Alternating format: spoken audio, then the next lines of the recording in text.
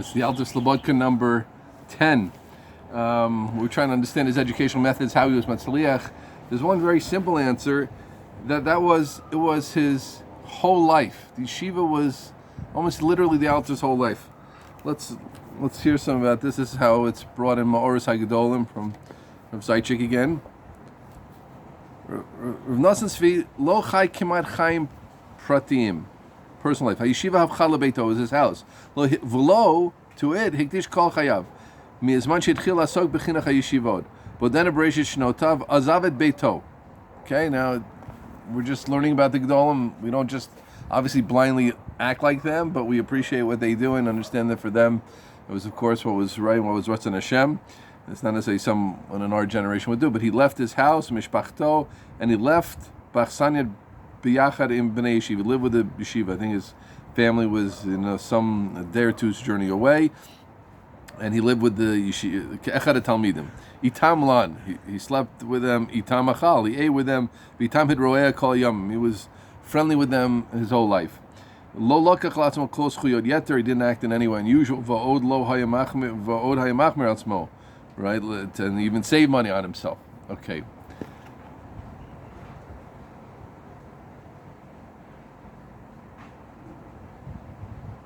When the Talmidim were mitparnes min alechem shayim mechalkim b'yeshiva, so that's what he would eat also. They ate bread, he ate bread.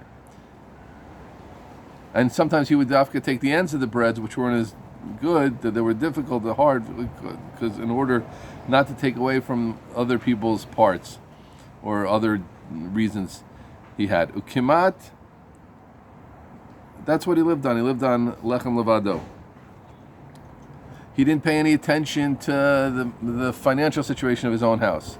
That was what his wife, which obviously was a shutaf, I don't even know her name, but everything we're saying is l'schuta, but that was his wife's worried, and that she had a chanut in Kelm. She lived in Kelm, and she took care of the family. But he would come to this house for Yamim Tovim. Amazing, right? And she raised his children, and that his children would go until they would go learn in yeshivas themselves. And he didn't spend more time on chinuch habanim from his other students, because everyone by him was children, and there wasn't really a difference to him between his own son and the sons of Talmidim. Sometimes he's dafka sent his sons to different yeshivas.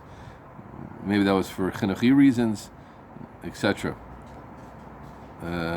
Okay, but that was what I wanted to point out here. That's an amazing thing. I remember my Rebbe, Mendel Blachman, who was a Talmud of Rav Hutner. He used to tell us that Rav Hutner, how much he saw the Alter as like a Malach Hashem Tzvakos, how much a Malach had no bikaret on him. I asked him one time, did Rav Hutner have bikaret ever on it? Did he have critique on the Alter? He said no critique on him. He was a Malach to him. And he told me then also that he used to take Tanesim.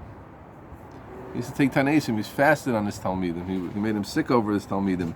And it says also, listen to this, it says, once there was one of the Talmidim that was leading, and he was going to change from being a Ben Torah, Chas v'Shalom, and this mamish hurt him to the Makor. Shmuel Zudichtecho Sa'ad Yisod Nafsho, until his basic soul his basic self was uptight about this. But then he found out that it wasn't true, and that the Bacher was still as he was, a Ben Torah, etc. This made him a happiness, brought him Sasom V'Chedva, until he couldn't eat. He couldn't digest his food. He got so overworked and so happy that what they had said about this Talmud wasn't true, and he was still on the straight path. That was it. So that was everything. So he used to dominate Kivrei Tzadikim for his Talmidim. This was his whole mitzvah. This is his whole life. So I just want to finish that when we talk about his genius in understanding people. That's really something which is beyond us. Truly, I think it's beyond other Gedolim. So one can't say, "Oh, I wish I was a genius like the Alter was," but that's something we could all ask ourselves, and we're not going to leave our families. Certainly, the men listening, the women listening, etc. But to be dedicated and to understand that making Talmidim and being mamid our children and our Talmidim is one of the greatest things that could be.